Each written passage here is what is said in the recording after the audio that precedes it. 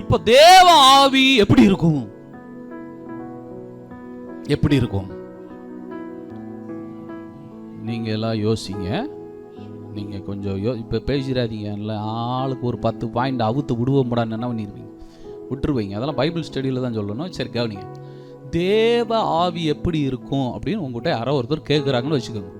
இப்போ உங்ககிட்டக்கே வந்து என்னப்பா நான் இப்போ 11 மணிக்கு கபான்னு ஒரு மாதிரி கூச்சிங்களே, என்ன நடந்துச்சு அப்படின்னு கேட்பாங்களா? கேட்க மாட்டாங்களா? கேட்காம நம்ம என்ன சொல்லுவோம்? அப்படியே தேவ ஆவி அப்படியே கண்ணு விழி போய் என்ன பண்ணிட்டார்? உள்ளே இறங்கிட்டார். அல்லேலூயா. சரி, இப்போ கிறிஸ்துவின் ஆவி உள்ளே இருக்கா? இப்போ பாருங்க, இந்த நீங்கள் கண்டுபிடிக்கணுங்க கடைசி நாளில் என்ன ஆவி இருக்குன்ட்டு. யூதாஸ் யாரோட தான் இருந்தா? தேவனோட தான் இருந்தா. இயேசுவோட தான் படுக்கிறான், தூங்குறான், திங்கிறான், எல்லாம் பண்றான். ஆனா அவன்கிட்ட தேவாவி கிடையாது. நல்லா கவனிக்கணும். தேவாவி கிடையாது. பேதுரு யாரோட தான் இருக்கிறான்? தேவனோட தான் இருக்கிறான், எல்லாம் பண்றான். உமக்காக நான் சாவேன்னு சொன்னா, ஆனா கர்த்தர் சொல்றாரு உன்கிட்ட ஆவிய இல்ல, நீ என்னை மறுதலிப்பன்றார். மறுதலிச்சானா மறுதலிக்கலையா? ஏன்னா அவனுடைய காரியம் வரும்போது மறுதலிச்சிருக்கான். ஆமாவா இல்லைங்களா? என்ன ஒன்றும் சொல்ல மாட்டேன்னீங்க. இப்போ உங்களுக்கு ஒரு ஆளுக்கு 1.5 கோடி ரூபாய் தரப்போறது இயேசுவை விடுன்னா முதல்ல என்ன பண்ணிருப்பான்? 1.5 கோடியா? மறுபடியும் சொல்லுங்க எவ்வளவு அப்படின்னு என்ன பண்ணு. அந்த பேதுருக்கு அவனுக்கு ஒரு பிரச்சனை வந்த உடனே முதல்ல யாரை விட்டுட்டா? ஏன்னா அவனுக்குள்ள தேவாவியே இல்ல. தேவாவி இல்ல. அதைத்தான் ஆண்டவர் சொன்னாரு, ஓன்டைய ஆவிய இல்லைன்னாரு. 11 சீசர்களும் அவ்வளவு அற்புதத்தை பார்த்தவங்க, அடையாளத்தை பார்த்தவங்க. இயேசு கிறிஸ்து சிலுவைக்கு போறேன் வாங்கடான்னு துண்டக்கானும் துணிகானும் ஓடிட்டான். பாருங்க, இயேசுவினுடைய மார்பில் சாய்ந்து இருக்கிற அன்பின் சீசன், நான் தாண்டா இயேசுவை ரொம்ப நேசிக்கிறவன் அப்படின்னு சொன்னவன் தான் எப்படி ஓடுனான்னு தெரியுங்களா? ட்ரெஸ் இல்லாம ஓடுனது அவர் தான். டமால் ஓடி போய் பிடிச்சி, உனக்கு சட்டை வேணும்னா நானே கழட்டி கொடுத்துருப்பேன், கழட்டி கொடுத்துட்டு ஓடியே போயிட்டான். யாரு தெரியுங்களாமே? யாரு? இயேசுவுக்கு அன்பா இருந்த யோவானுங்க. ஆண்டவர் சொன்னாரு, நீ என்ன ஸ்பிரிட்டு? இயேசு கிறிஸ்து பாருங்க, ஒரு ஊருக்குள்ள போறாரு.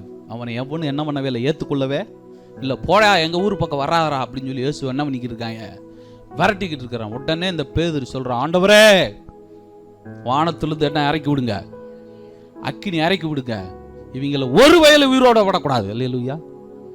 உடனே இயேசு கட்டி பிடிச்ச அரவணைச்சு, நல்ல மனுஷன் அப்படின்னு சொன்னாரா? அவர் அவன்கிட்ட சொன்னது என்ன தெரியல, என்ன ஆவி உடையவனா இருக்கிறாய். நானும் இதே கேள்விதான் இன்னைக்கு உங்ககிட்ட கேட்க போறாரு, உன்கிட்ட என்ன ஆவி இருக்கு?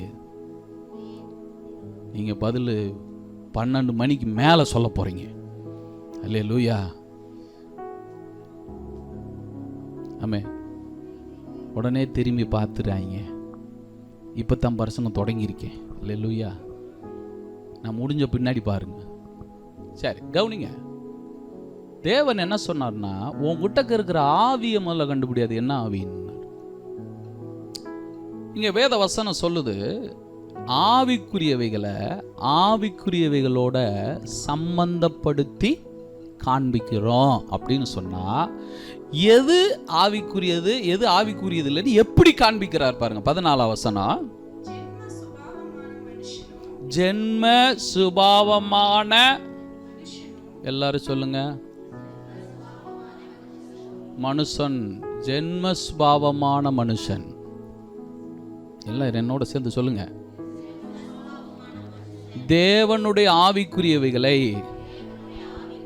ஏற்றுக்கொள்ள மாட்டான், அவைகள் அவனுக்கு பைத்தியமாக தோன்றும். முதல்ல ஒரு விஷயத்த சொல்றார்.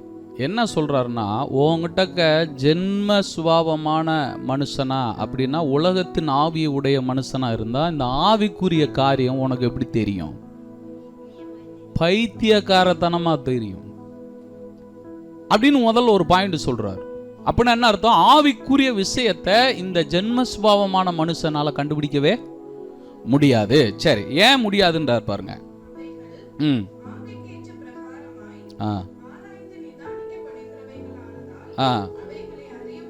அவைகளை என்ன பண்ண முடியாது?